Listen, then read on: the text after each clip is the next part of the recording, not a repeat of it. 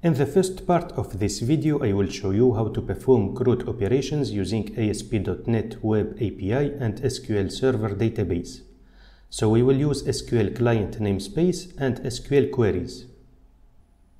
In the second part of the video, I will show you how to connect to a database using ODBC drivers.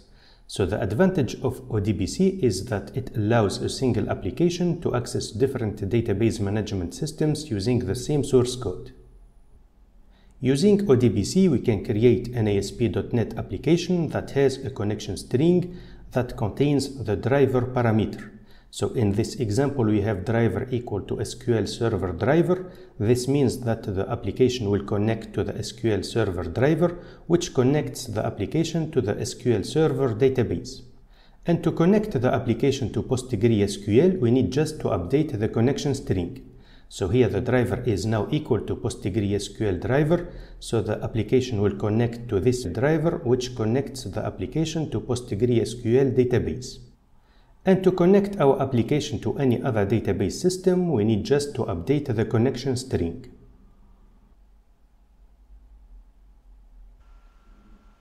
Let's create a new project.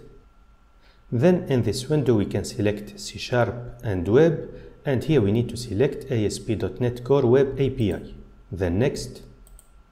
Let's call this project Web App. Then next.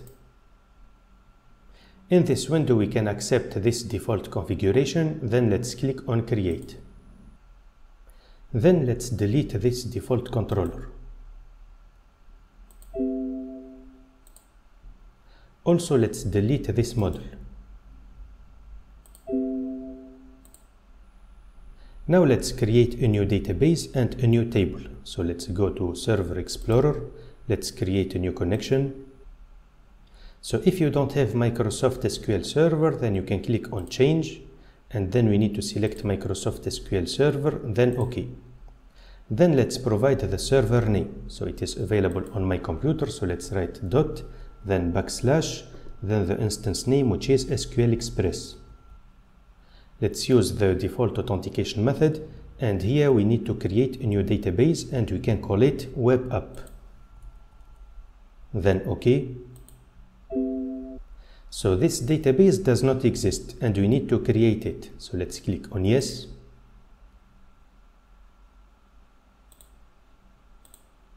So this database is empty for the moment and we need to create a new table. We can create a new table using an SQL query. So let's make a right click on this connection, then New Query. Then let's write the SQL query that allows us to create a new table. So we will create a new table called products. It contains the ID, which is the primary key, and also it is auto-incremental. We have the name of type nvarchar, the brand, the category, the price, which is of type decimal. Then we have the description. Also we have created at, which is of type date type, and it has a default value, which is the current timestamp. Now to execute this query, we can use this button. And here we can see that the query has been executed correctly.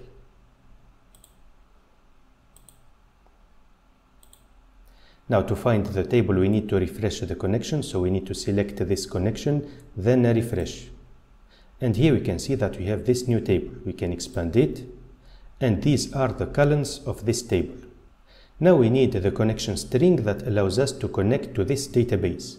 So we can make a right click on this connection, then Properties. And here we have the connection string. So let's copy it. Then let's go to our project. And let's open this file, appsettings.json.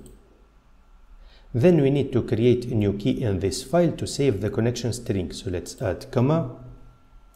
Then let's create a new key. So we have connection strings already suggested. Let's select it. And it is equal to an object. So inside this object, we can define any number of connection strings. So let's create our first connection string. We can call it SQL Server DB. And we can paste the connection string just here. Now let's save this file. Now we need to create a new API controller that allows us to perform CRUD operations on products. So we can create it in the controllers folder. We can make a right click, then add, then controller. Then let's select API controller, then API controller empty, then add. And let's call it products controller.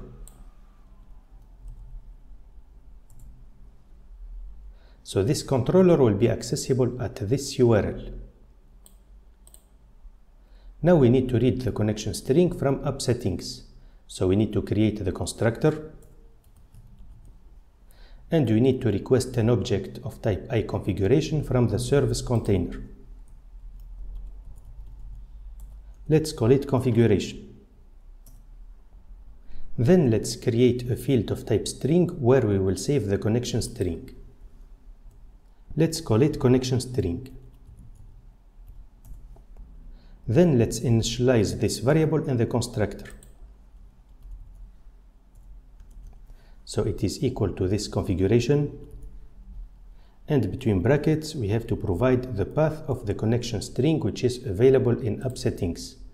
So here we need first the name of this key. Let's copy it, and here between double quotes we can paste the name of the first key, then colon, then we need the second key. Let's paste it. So here we have a warning because this configuration can return null, but we have a string that cannot be null. So we can use the double question mark operator, then a default value.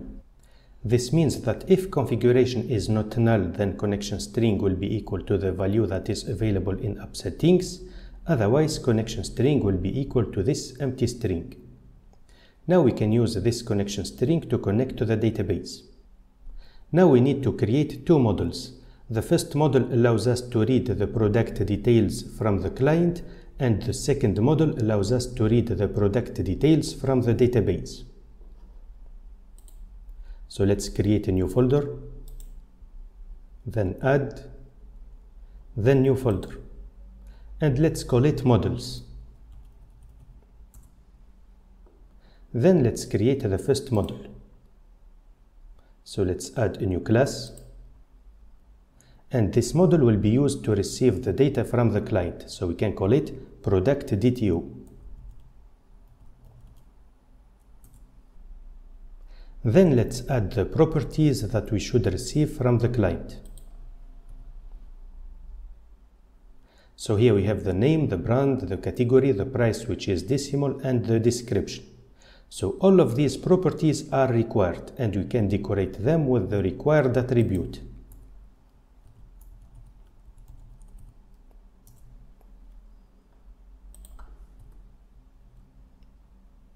And let's create a new model.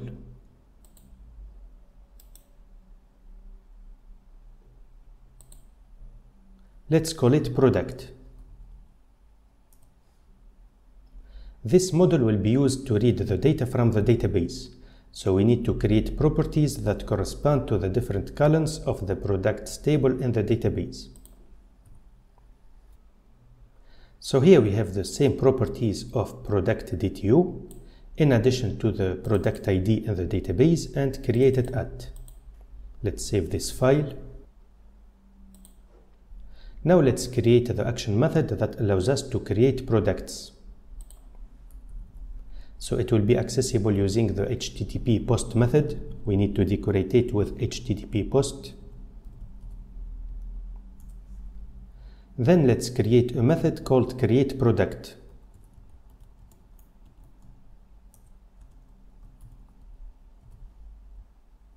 And as a parameter, this method requires an object of type productDTO. Let's call it productDTO. Then let's return a success response.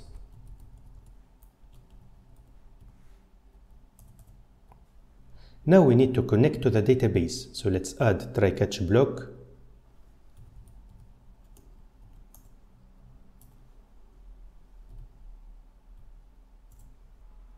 In the catch we have an error, so we can add an error to the model state and we can return a bad request. So here we add an error to the model state, which is related to product, and the error message is sorry, but we have an exception. Then we return a bed request that contains this model state. In the try, we need to connect to the database. So let's create an SQL connection.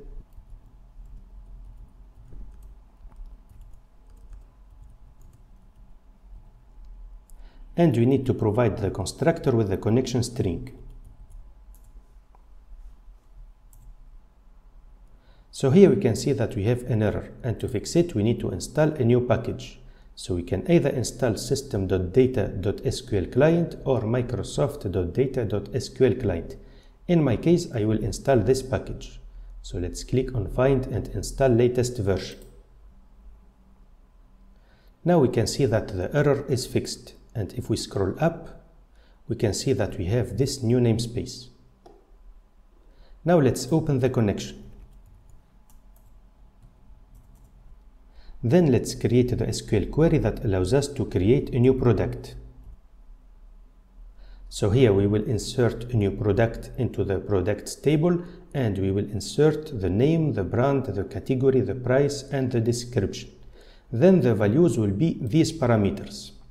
So now we need to replace these parameters by the corresponding values that are available in product.dtu. So let's create an SQL command. So we can create this SQL command using this constructor that receives the SQL query that we need to execute and the SQL connection, which is this connection. Now let's replace these parameters by their values. So we will replace the name, which is this parameter, by the name that is available in product.dtu. Then we will replace the brand, then the category, then the price, and finally the description. Now we need to execute this SQL query. So we can use this statement, command.execute non-query. Let's test the application.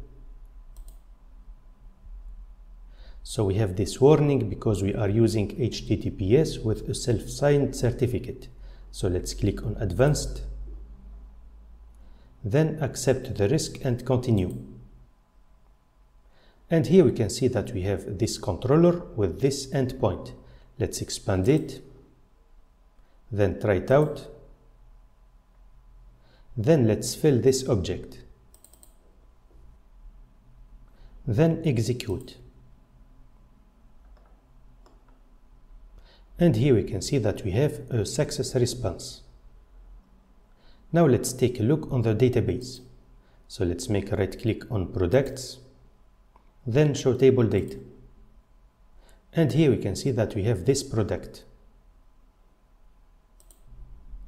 Now let's create a new action method that allows us to read the products.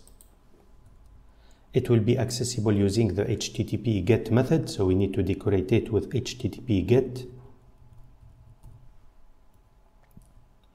And let's create a method called getProducts.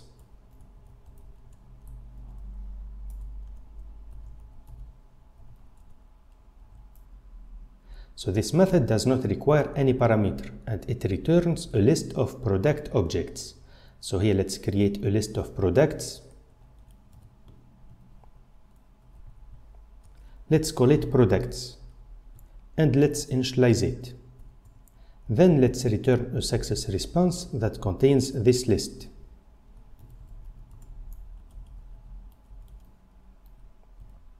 So the type that we have here is this product model that we created. Now we need to connect to the database. So let's add try catch.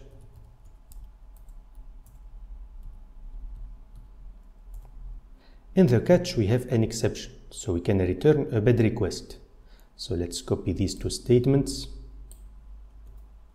and let's paste them just here. In the try we need to connect to the database, so let's create an SQL connection. Then let's open the connection. Then let's create the SQL query that allows us to read the products from the database. So here we will read all the columns from the products table. Now we need the SQL command that allows us to execute this query. Then we need the SQL data reader that allows us to read the data from the database. So here we will create a reader using command.execute reader, and then we need a while loop to read the available rows in the products table. So here it will be while reader.read. Now for every product that we have in the database, we need to create an object of type product, and we need to add it to this list.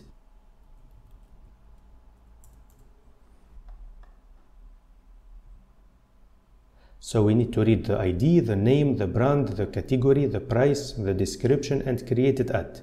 So the ID is an integer, so to read it we need to use getInt32, and 0 here is the index of the ID in the products table. So the ID is the first column, so its index is 0. And the name is the second column, so its index is 1. So the name is of type string, and to read it we have to use getString. Then here to read the price we use getDecimal, and to read created at we use getDateTime. Now let's add this product to our list.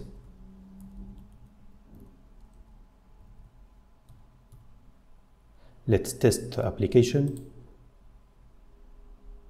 Then let's use this endpoint.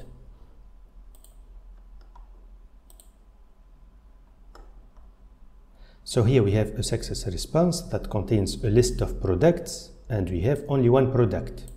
Now let's create a new product.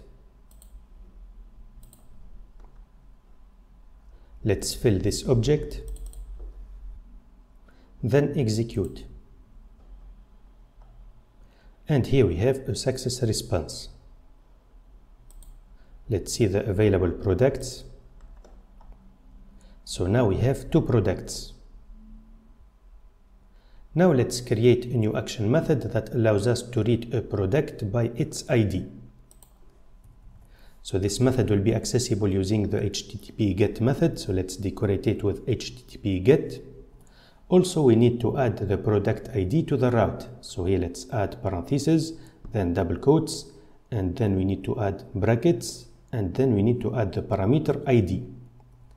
So now we need to read this ID in order to read the product having this ID. So let's create a new action method. We can call it getProduct. It requires a parameter which is the product ID that we have in the route. And then let's create a product. And let's return it. So here we return a success response that contains this product. Now we need to connect to the database to read the product having this ID. So here let's add try catch.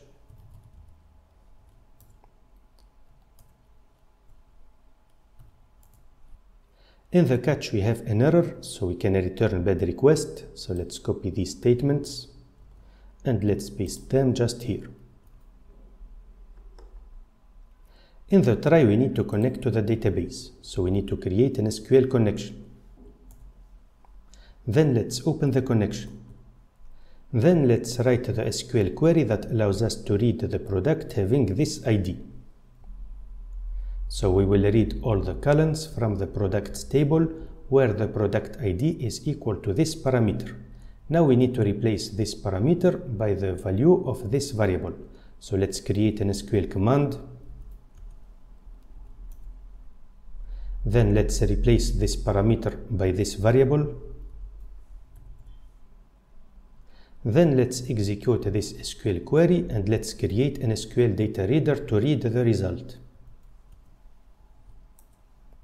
So here we are reading products by ID. This means that we have at most one product.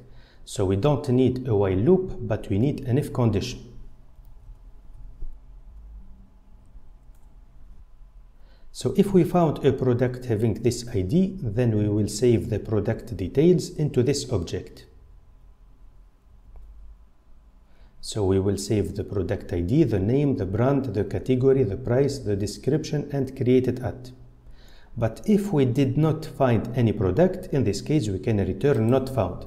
So let's add else, return not found. Let's test the application. Then let's test this endpoint.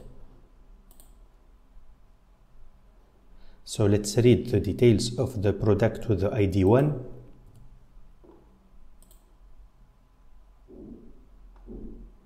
And here we have the product details. Now let's read the details of the product with the ID 2. And we have the product details. Now let's provide an ID that does not exist, 20 for example. And this time we have not found. Now let's create a new action method that allows us to update products. So it will be accessible using the HTTP put method. And we need to add the product ID to the route. Then let's create a method and let's call it update product.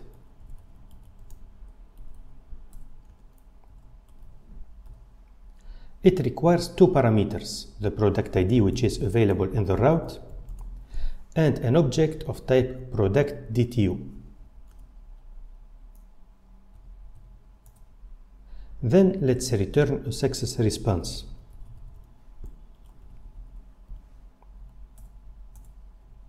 Now we need to connect to the database, so let's create a try-catch block.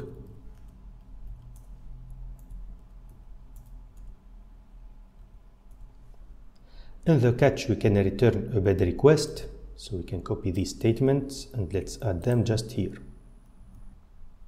In the try we need to create an SQL connection. Then let's open the connection.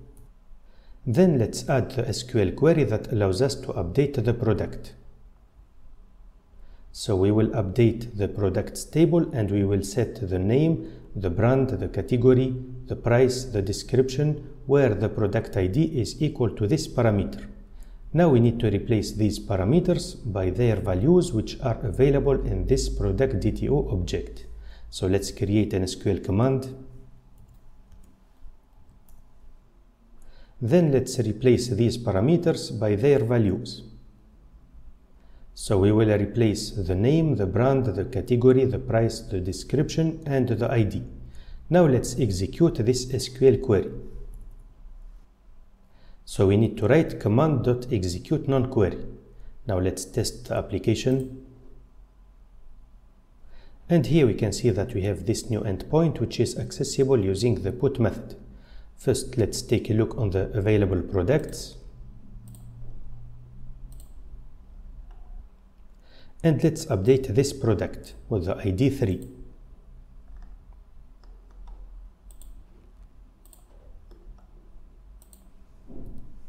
So here we have to provide the product ID and then let's fill this object. Then execute. And here we have a success response with no data. Now let's take a look on the available products. So let's click on execute here. And now here we can see that we have the updated data. Now let's create a new action method that allows us to delete a product.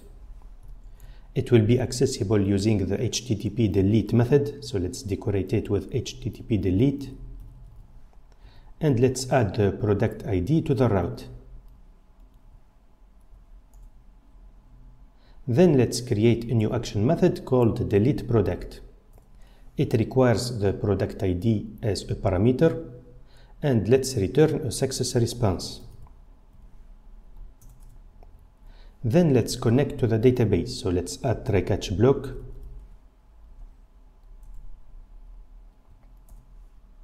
In the catch we have an error, so we can return a bad request. So let's copy these statements and let's paste them just here. In the try, let's connect to the database. So let's create an SQL connection. Then let's open the connection. Then let's write the SQL query that allows us to delete a product having this ID.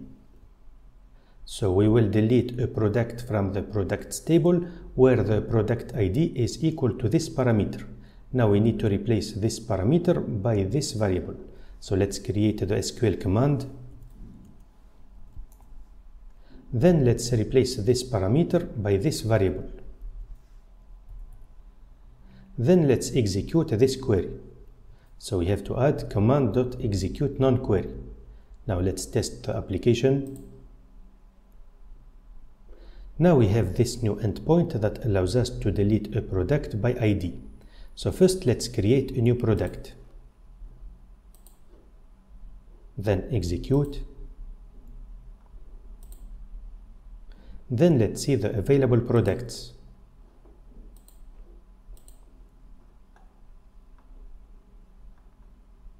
So we have this new product, and let's delete it. It has the ID 4. So here let's provide the ID, which is 4, then execute. And here we have a success response with no data. Now let's take a look on the available products. And this time we can see that we have a list that contains only 3 products. So the product with the ID 4 has been deleted.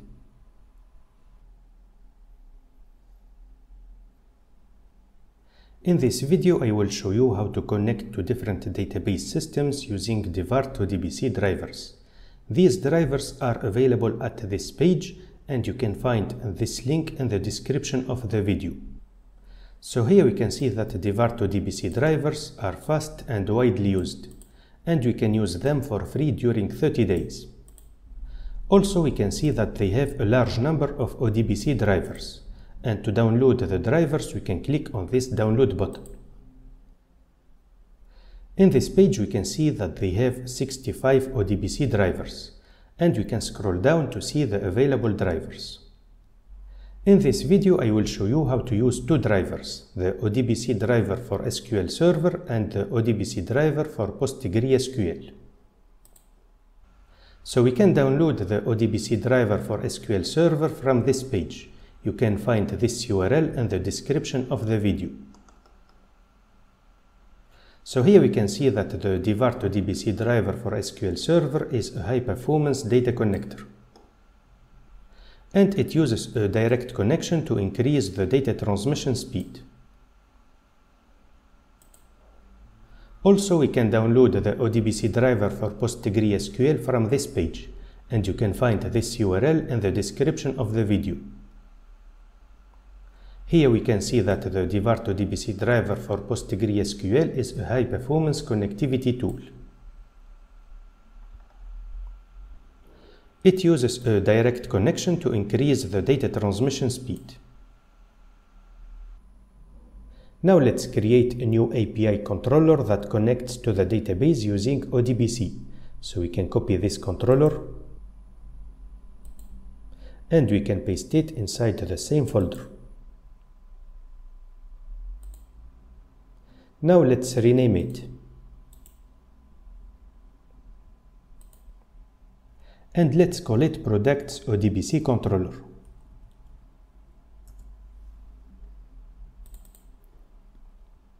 Then let's rename this class. Also let's rename the constructor. And to use ODBC, we have to replace this constructor with ODBC connection. So let's delete SQL and let's write ODBC. So we have an error. This is because we need to install a new package. So here let's select install package system.data.odbc, then find and install latest version. Now we don't have the error anymore. So also we need to replace SQL command with ODBC command.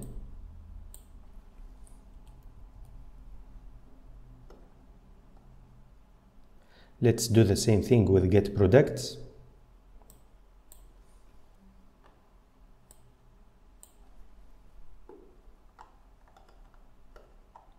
And with get product.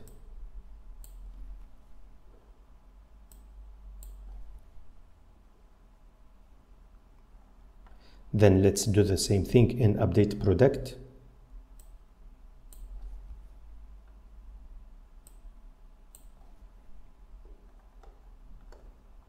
Now let's update delete product.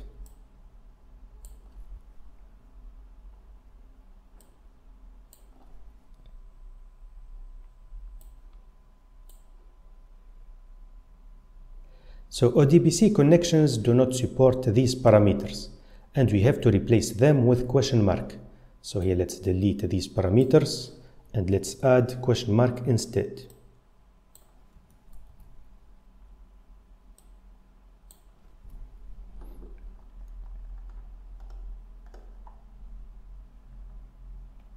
Let's do the same thing here.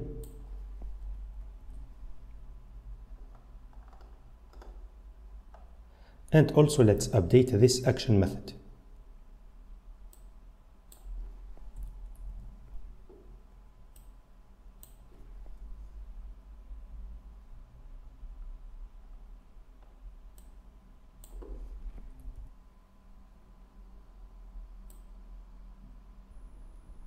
Now we need the connection string that allows this controller to connect to a database using an ODBC driver.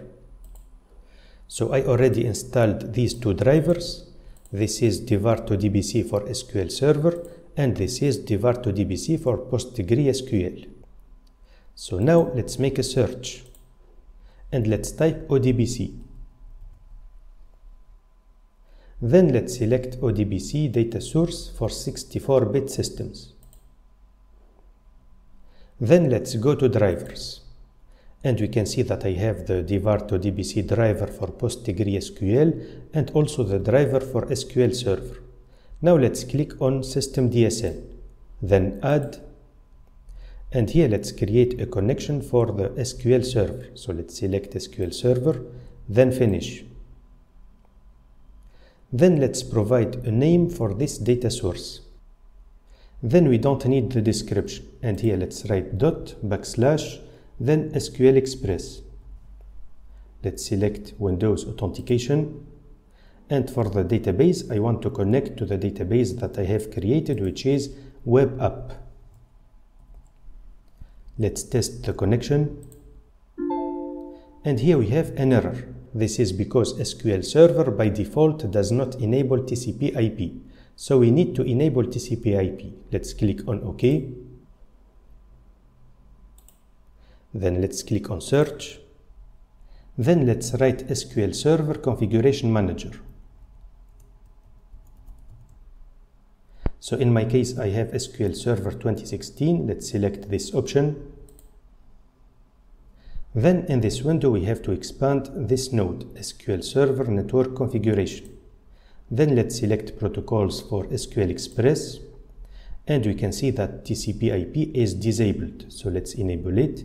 Let's make a right click, then enable, then OK. Then let's see the properties of this connection. So let's make a right click, then properties. Let's go to IP addresses. And here we have to keep this field empty. And for the TCP port, we can use this default port number, which is 1433. Then OK. And now we need to restart the SQL Server. So let's go to SQL Server Services. Then let's make a right click on SQL Server. Then restart.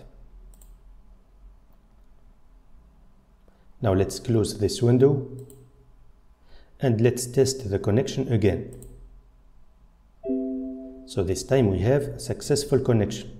So let's click on OK. And to find the connection string, we can click on this button. So this is the connection string that we have to use. Let's copy it, then close, then here let's click on OK. So we have a new DSN. Now we can click on OK. Let's go back to Visual Studio and let's create a new connection string.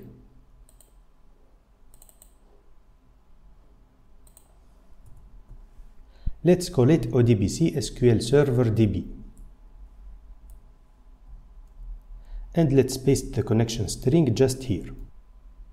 Now let's copy the name of this connection string and let's use it in Products ODBC controller.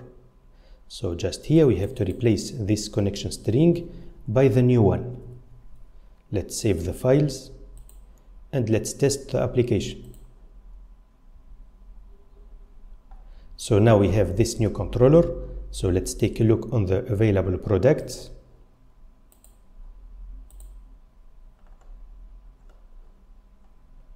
And here we can see that we are able to access to the SQL Server database using the Devart ODBC driver. Let's create a new product. Then execute. So we have a success response. Now let's take a look on the available products again. And we have this product with the ID 5. Now let's connect our application to a PostgreSQL database. So I already created this database called Web App using PostgreSQL, and it contains the products table. So here we have the same columns of the products table in the SQL Server database. Let's click on search, and here let's type ODBC. Then let's select Setup ODBC Data Source for 64-bit systems. Now let's click on System DSN, then Add, and this time we need the connection string to the ODBC driver for PostgreSQL. So here let's select Devart ODBC driver for PostgreSQL, then Finish. Then let's provide a name to this data source. So the server is localhost, and this is the port number of PostgreSQL. Now let's provide the user ID and the password. Then let's provide the name of the database, which is Web App. And the schema is public. Let's test the connection. So here we have a successful connection. Then let's click on this button and let's copy the connection string. Let's click on OK. Then OK. Now let's create a new connection string. Let's call it ODBC PostgreSQL DB. Then let's paste the connection string. Now let's copy the name of this connection string and let's use it in Products ODBC controller. Let's save the files and let's test the application. Now let's take a look on the available products. So this time we have an empty list of products. Let's create a new product.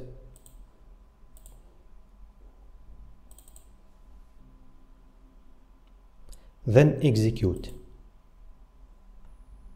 And we have a success response. Let's take a look on the available products. So this time we have a product. Let's take a look on the products in the PostgreSQL database. So let's make a right click on products. Then view edit data, then all rows. And this time we can see that we have this product.